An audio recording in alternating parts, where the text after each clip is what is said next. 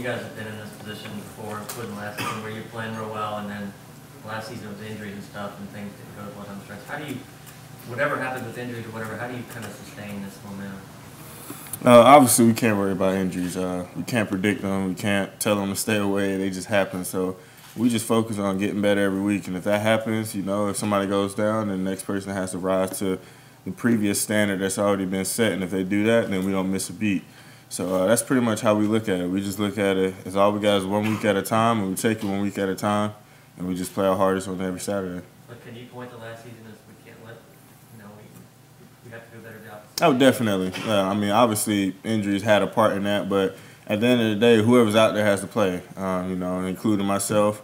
If somebody else gets injured. So, you know, we could definitely look back on that as a learning experience and say, hey, even though that happened, you can't let it affect us as much as it did last year.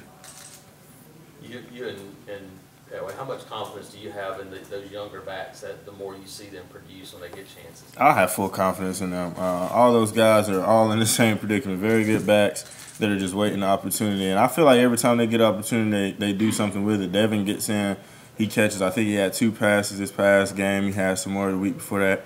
Cam probably leading the team in rushing or something. I mean, he's up there. And Malik got in and ran very hard last week. So all those guys are in the same predicament. They're waiting on an opportunity, and when they get it called, they know what to do with it. Kerryon, Gus said that Cameron Petway's a little bit frustrated about how the season's going so far. Have you had a chance to talk with him? Yeah, I mean, well, anytime you come off of the kind of season you did last year with those yards that you put up, and then you come in this year and you're kind of banged up here, kind of nicked up here, not able. Obviously, it's frustrating. He knows that, but like I've always said, Cam, he's a smart man. He's a grown man, and he's not gonna let it get to him. He just knows that once he's got to do his rehab, he's got to do what he has to do. He has to keep his mind in it, and when he gets his opportunity, which he definitely will, he knows what to do with it. And we all feel confident that he does, and we all know it will happen. We're just waiting on it. Do you feel yourself getting better and better each week? You know, because a lot of times people say, well, how you get better when you play? Do you feel like yourself getting healthier even though you've been playing? Definitely. Even on the run last week where the guy caught up to me, I wouldn't have been able to run that far the week before. So I know week by week is just getting better. And one of these weeks is going to be healthy, and then I get to see what I can really do. Kerryon, talking about big picture on the offense, how are you guys coming along? It's almost halfway in the schedule. I think we're coming along nicely. I think the biggest improvement has been in the shortest amount of time has been from the receivers, in my opinion. We challenged them a lot, especially after the Clemson game. They were heavily challenged, and I think they're starting to answer the call. Kyle's making a play downfield every play. Every game. And Will's starting to come on a lot more in different roles, and Jared's getting in the ball in prime position, so they're starting to block. Nate's blocking very well. So I think those guys have really answered the call, and with those guys playing like they are, it's going to be a hard offense to stop. Kerryon, with that development of the receivers and more explosive plays in the passing game, are you noticing a significant difference in how defenses are playing you guys for the run? Definitely. I saw Mississippi State line up in a 5-man box at one point, and I haven't seen that in 3 years. Since the 3 years I've been here, it was kind of weird. I don't know if we knew how to block it, but it's interesting just to see, like you said, the difference in defenses. We're not seeing as many 8-man, 9-man, 7-man boxes as we have seen before. They have to respect it. They have to play it. The play actions work a lot more. So for as running backs in our room, we love it. We love when those guys are playing good. We love when Jared's throwing well. It just gives us a whole nother dimension to the team. How much do you guys, have to protect against a letdown? Obviously, Ole Miss is coming off a 66-3 loss. The human side of you could think, oh, this might be easier. How do you guys as leaders make sure everybody's focused? I think everybody that sits in these chairs understands that for some strange reason when people play us, it's like the best game they've ever played. I don't know what it is, but for some reason when people play Auburn, it's like, let's go ahead and let's just try to get this W, no matter how we played last week. So that's how we go in every game. We realize Ole Miss has got some of the skilled players and a very good quarterback in this league. So if we come in half-step and they'll put up 50 points, and it's hard to keep up with 50 points.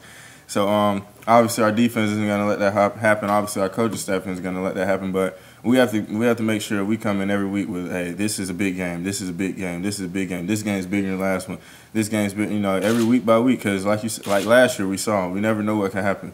So you got to take these W's, you got to take these games one at a time and take it as far as you can.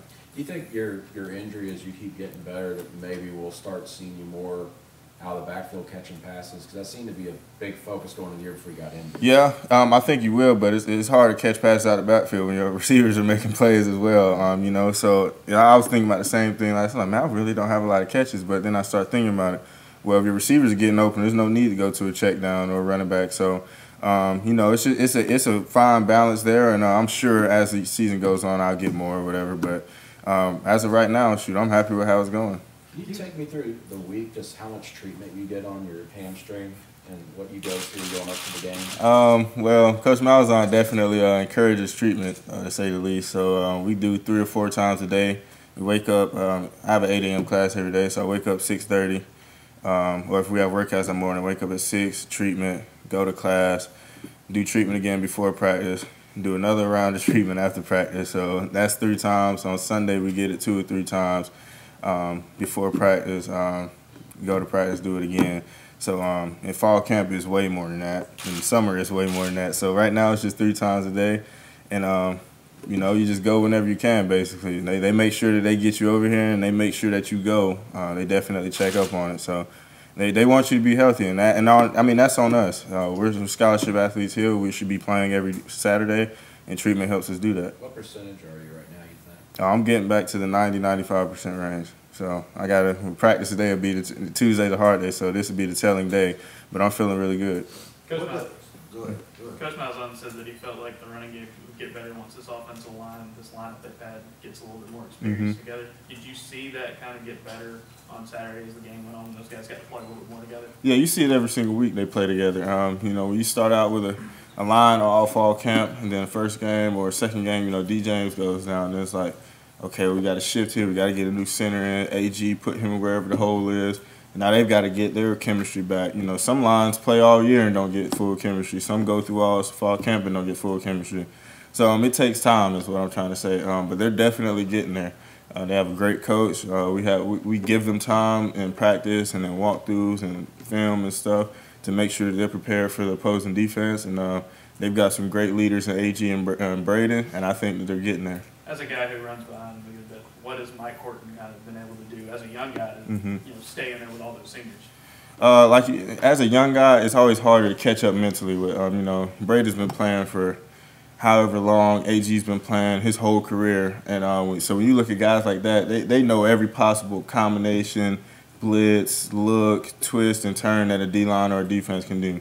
So when Mike steps in, it's just like, you may seem like, oh, he's got to catch up, but Mike's already there. I mean, he's very smart, very, very smart kid, and Mike is what I call just a mover. I mean, if you want a guy moved, you just put Mike there, Braden there, and the guy gets moved. So he's very strong, and he plays with great pad level, and he's very coachable, and I think that's helped him a lot. KJ, a lot of people have noticed the aggressive play calling, especially the last 2 weeks. You're down on the 1 foot line, you're throwing a deep ball. Have the guys noticed that, and do you feel like that's now the norm? It's not aggressive anymore, it's just how we do things? Yeah, I think it's the norm. Like you said, we're down there. We all, as players, we all know, hey, there's no better way to get off the 1 foot line than throw a 40-yard pass. So, and Coach Lindsey is definitely an aggressive player. He's not going to sit back and just, let's try to get off to the 5 and then punt the ball away. You know, he wants to get yards. He wants to set up plays. He wants to get touchdowns. And as players, you can definitely respond to that and respond to that with the same energy that he's putting into us. What does the treatment entail with the hamstring? Treatment entails a lot of ice, sometimes stretching. Every hamstring is different, obviously, and a lot of different exercises. Then more ice and a little bit more stretching here and there. Go to practice, come back in. A lot of ice, a lot of different things, other recovery-wise. It's a lot. It is, and they have a lot that they could do with you, and they definitely do it. Do you look at any of these scores around the league, 66-3, 51-14, 49-10, and go, what is going on here? This doesn't happen that often in the SEC. Yeah, it doesn't happen that often, but it's happening. So obviously, either some people are getting better, some people are getting worse, some people are having bad games, some people are having great games. I mean, even though I think it's the best league in college football, it's still unpredictable. You know, teams are really good one week, some teams are really bad one week. Teams are not so good one week. I mean, anything can happen. So it just shows that, hey, any week you could be on the receiving end, and you got to come out every day, every hour, every minute, and be on your P's and Q's, or it could get ugly. Kerryon, when you're on the sideline during the games, do you watch the defensive backs much? And you played in high school. Yeah, I watch our defense a lot. Our defense backs are really scary when you look at the types of guys that I think Carlton, JD, and Jamel, they're all really good corners, but they're all different. Jamel's a prototype guy. He's 6'2", 215, 4'2", 40. You know, so he's big, fast, and he's strong. Carlton covers everything. I mean, you see his arms and his legs. He's very long. You can get hands on him. Then you got JD, who you like, oh, we can take advantage of him. He's a smaller too, but I mean, he's fast as crab. He's tough. He's strong. So it's hard to get around him. It's hard to get past him. It's hard to go up over him. So, and now obviously at safety, we got two really good safeties. And Steve's a great open field tackler.